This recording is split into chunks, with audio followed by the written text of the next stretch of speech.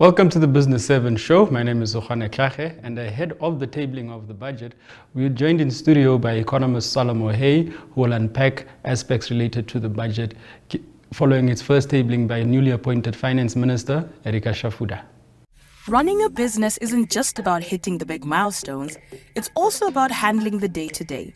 From equipping your office, to closing deals over lunch, to managing your team's expenses while they're on the go.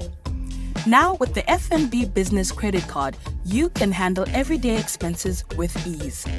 Enjoy up to 44 days of interest-free credit, unlimited swipes, and real-time expense tracking, so you're always in control. Apply for an FNB Business Credit Card. Contact us today to get started.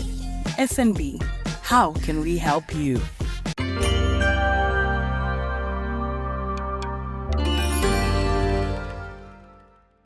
Now joining us virtually is economist and CEO of High Economic Intelligence, Salomo Hei.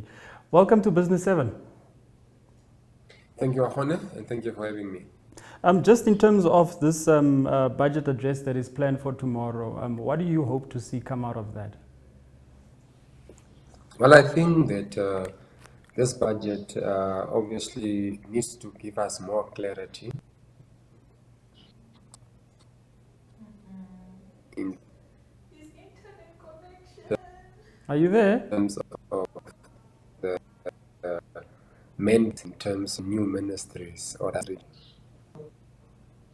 Just repeat yourself for the viewers, please.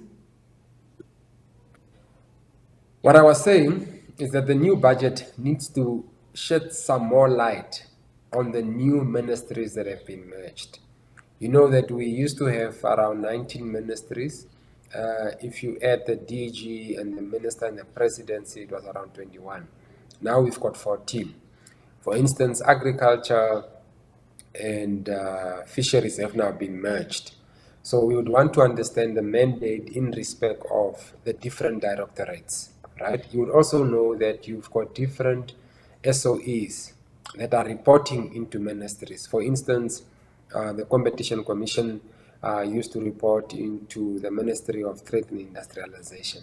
The Ministry of Trade and Industrialization has now has been dissolved. I think the industries has gone to the Ministry of Mines and Energy, and trade will now become part of the Ministry of International Relations. That said, expectation to see what clarity the administration will bring in making sure in terms of the mandate of these different SOEs and where they report into. It would also be interesting to see what happens with the Ministry of Public Enterprise, because I think the President did mention that they would now, from now going forward, have an entity that will take care of the state's assets. So every property or asset of the state will then be on the balance sheet of this property. What does that mean for entities like AMTA, RCC? What does it mean for entities like NIDA? Where do they go from there? You would also know that the President also spoke about oil and gas resorting under the presidency going forward. What does that mean in terms of the legal implications from a Mineral Act's perspective? So we hope that the budget can bring the necessary clarity on some of this realignment or restructuring that has come. And we hope, obviously, the issues around unemployment, high poverty levels, and high inequality, we hope that can be prioritized. We also hope that there's some level of greater plan around education, because also education also appears to have been merged into what we can perhaps term as a super ministry now, with youth, sport, innovation, and so those are a lot of clarity that's needed.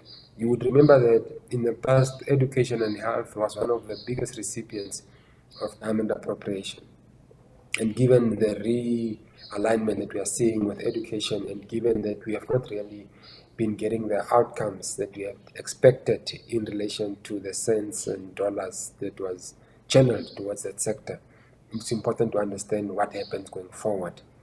So those are the sort of clarity that one would want to draw from the budget, but also not sort of notwithstanding that obviously the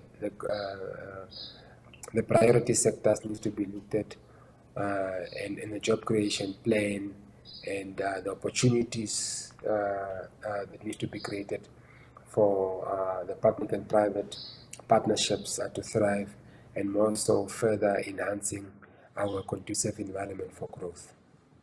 And then I wanted to know, Namibia has seen somewhat of a moderation in its debt to GDP. You remember, we're coming from an era where we were, where the ratings did not do well. We were listed as not being credit worthy by your ratings agencies, Moody's and Fitch. And now if we move over the MTIF, with this moderation in budget, do you think that we'd be able to keep spending under control while going forward? Well, look, I think again, and that's one of the consistency that we need to get right in terms of the policy position and the debt structure that we are sort of, or the debt structuring that we need to follow as a country. Obviously, there was initially fiscal consolidation in terms of cutting down on spending to try and manage debt levels. Thereafter, we moved towards fiscal sustainability, which obviously now is where we find ourselves. There was a period where our debt grew too quick, too fast. We have sort of now stabilized the debt around just 60% to GDP, give or take. Obviously, the expectation is that we could potentially see a fiscal expansion come through. When I say fiscal expansion, and I'm drawing this from the document that have come from the new administration in terms of the ruling party, and given that there's a lot of spending initiatives or expenditure-driven activities that will obviously have then to create what we perceive to be perhaps new jobs, and subsequently optimize some of the investments that has already been made. For instance, there is within the implementation plan, there is a huge component of agriculture in terms of the green schemes. Now, the devil is in the detail. We would like to understand exactly what is being spent on what, and how will that flow of money then take root in the new government. And obviously, if you look at the revenue side and what we have collected in the past year, I think we have exceeded our targets, and I think NAMRA deserve a job well done in terms of the efficiency through collection that has come through. But at the same time, you can only spend what you have. But given that the plans that are being laid out or that's being earmarked would definitely need a greater spending. And if you have maxed out your revenue, it would mean that you definitely have then to consider borrowing further, which will then obviously have implications on your debt metrics. So yes, again, my view has always been that it's not always about the size of debt in terms of how big the debt is, but it's really about the direction of debt. You want to be able to make sure that your debt flows to the productive side of the Namibian economy, and we hope to see what balancing act Minister of Finance will work tomorrow. Speaking about revenue, there has been this policy determination to reduce corporate tax rates. Now, this obviously lessens the size of the pie in terms of what government can get in, notwithstanding also obviously the brackets that were amended last year. Do you still see space for government to go through with the lowering of the corporate tax rate? This was a pronouncement, previous policy pillars that came through the budget statement. I don't know whether we can deviate from that. The corporate tax relief is not necessarily to take away from the government coffers, what it also does is it creates an opportunity for further investment from corporates. So, for instance, where you would have paid an additional tax, you can now expand because you can then reinvest that component of your tax contribution into the business. And that investment can come, or rather, that reinvestment can come in different forms. It can be that you are expanding your operations, and naturally, or most times when you expand your operations, it means that you would have to employ more people, which will then mean that you are putting money into households' pockets, and subsequently, it could be that you have taken off a portion of it through the corporate tax, but at the end of the day, you would still be gaining the net benefit through the personal income tax and the demand for goods and services, which then becomes the net contributions through retail or any other sector. So I think it's a win-win. It's not necessarily a decline in the potential for revenue collection. There's always been this concern that the Ministry of Defense, the budget is shrouded in secrecy, not a lot of auditing goes into it because they say that it could pose a risk to Namibia. But just in terms of Namibia's military spending relative to perhaps other sectors of the economy that one feels could also get more. Do you see space for the budget to sort of push money to other priority areas and see defense take more and more of a backseat? Well, I think that where the secrecy around defense is the reason why we're spending more or less on it. It's not a space that I want to go into.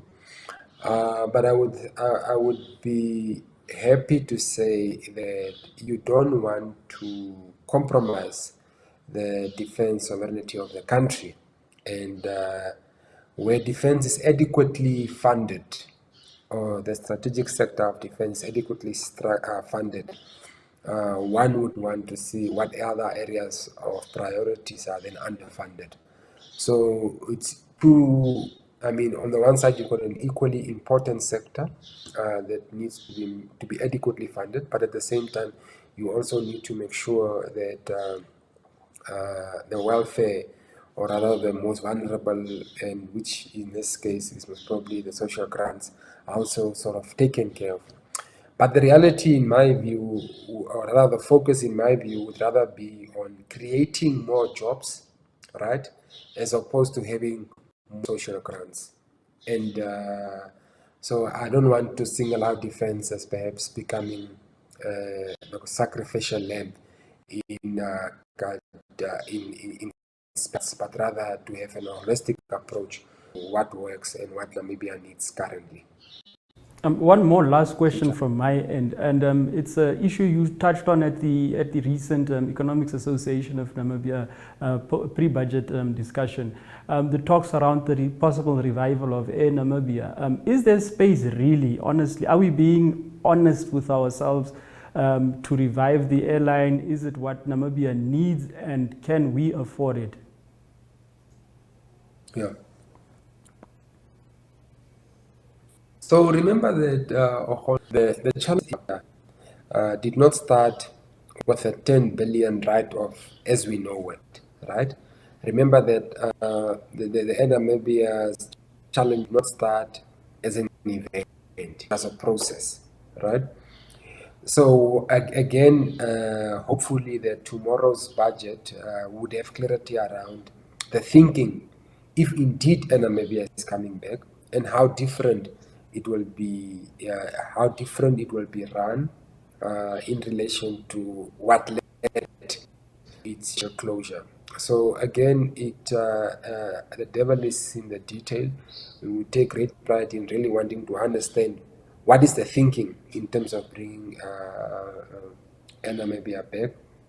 And remember that generally airlines have got very thin margins in terms of globally, but obviously more so national airlines as well. But the financial modeling should be around what is the threshold of losses that you can sort of absorb, right? And what component of the threshold of the loss that you are absorbing as a country can then come through travel retail. And I'm not saying I'm pro Namibia or I'm against Namibia, but the reality is that this is how financial models around national airlines are done or are looked at. And if you are lending around 60,000, 70,000 tourists per month at Hosea Kutako International, what is the component of the multiplier effect or the contribution of the net effect of those in terms of travel retail, and if they are using Namibia, and then how can that then supplement the deficit or the threshold of loss that you're experiencing as an airline? Obviously, there was a conversation around some of the routes who are not necessarily loss making, but obviously the agreements potentially could have been the problems in terms of the long haul flights that we had, in terms of the Airbuses that we had, and. So, again, tomorrow's budget will really shed more light in terms of what the thinking is and whether we can afford the financial or rather what the financial modeling or the funding model of Namibia will look like going forward. So it's really interesting times, and we hope that the Minister of Finance will be able to take the country in her confidence tomorrow. Thank you very much for joining us on Business 7. It's always a pleasure to have you. Thank you for having me.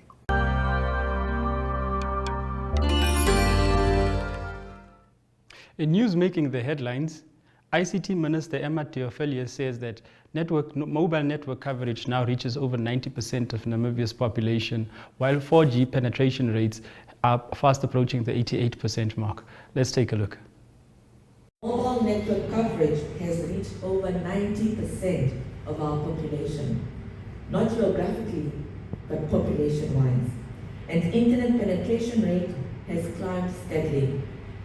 In urban areas, nearly 85% of households now have access to reliable internet services, while rural areas have begun to experience improvements thanks to the concerted efforts of our network providers who are here in the room, and we thank them for their continuous work, and of course government policies that favor investment in digital infrastructure. Moreover, the population coverage for 4G services in Namibia increased from 79% in 2021 to 88.4% in 2024, just like the CEO of CRAN has indicated. Nine out of Namibia's 14 regions exhibit 4G population coverage above 80%. However, we still have some of the regions lagging in terms of 4G population coverage, including the Karas region, Arombo region, Harda, the two Kavango, which is Kavango East and West, Omaheke, and the Omisaki region. The Kunene region unfortunately lags the most, with 49% 4G population coverage. However, what is encouraging in the bigger scheme of things is that 4G coverage is slowly outpacing 3G coverage, which stands at 89%. One of the standout successes of our previous initiatives is the rapid deployment of base stations in remote areas. By prioritizing underserved communities, we have begun bridging the digital divide.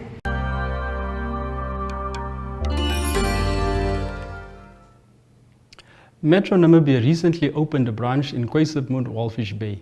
Its CEO, Brian Davis, explains the move. We are here at the Metro Cash and Carry in Kwesipmund. It's the launch today on the 19th.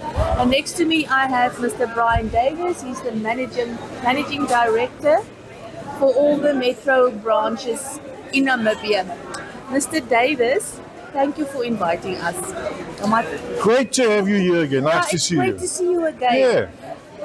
The first question I want to ask is, why did you decide to open a branch, a Metro Cash and Carry in Kwesipmund? Our intention is to try and get to service all the communities as close to as we possibly can to where they live. So my name is John Charlie. So I'm a resident of Walfish Bay, Kwesipmund. So we are happy that our new shop is open, Metro, and we just came to do our shopping here. It's quite a very nice shop. We are happy to have metro in the location. As you can see that I'm here with my trolley doing my shopping. We're extremely proud because we've been buying at the industrial area, which was a little bit far from us. So now this shop is a combination of everything that we need. So it will be easier for us. Some of us, we are business people around here, so we're gonna just buy our stock here, purchase everything that we need around here. So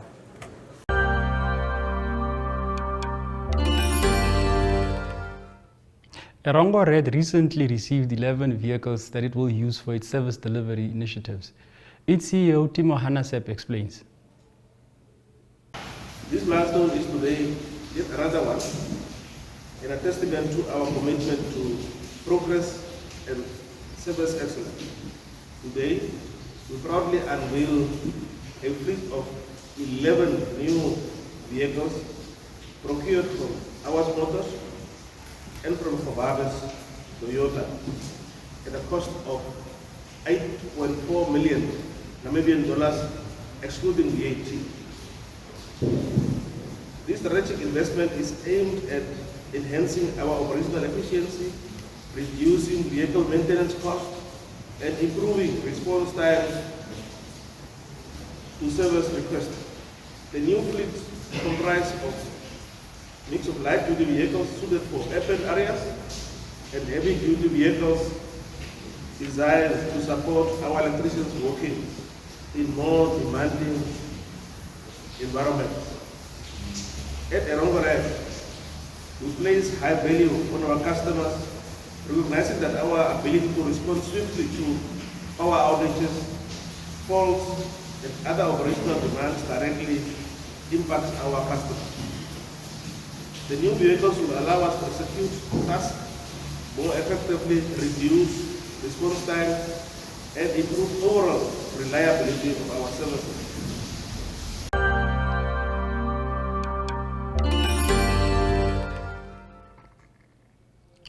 High Economic Intelligence CEO Salomo Hei says new President Netumbo Nandi Ndaitwah will have to set policy clarity following the reorganization of certain ministries. It's also a big one. So you have removed the industries, you have removed the SMEs, you have removed what we knew as industrialization from there. It's moving to mines and energy now. Another big one, another realignment, there's a lot of work that will have to be explained in terms of understanding what we are trying to do with this one. Where does this leave NIPDB? Ministry of Justice and Labor Relations, wherein the Ministry of Labor now has become one. Now remember that Ministry of Labor had industrial relations and employment creation as part of that portfolio. Critical portfolios in terms of changing the current economic demographic that we have. It's going under Ministry of Justice. I hope, does it mean that there's going to be laws, reforms in terms of the transformation agenda, or what is the thinking here? Mines and energy was spoken about, where industrialization moves there, information and technology remain. Ministry of Works and Transport, a big one in terms of infrastructure. Introducing Liberty Life, Namibia's capital bond, the smart way to preserve your capital gains. It is an innovative investment solution tailored for discerning entrepreneurs and booming businesses who know the value of strategic financial planning. With no comparable products in the market, Liberty Life's capital bond unlocks the potential of tax-efficient growth. Keep your capital gains strong with the capital bond. Contact us on +264 61 294 2343 or call your broker to invest today. Liberty Life, in it with you.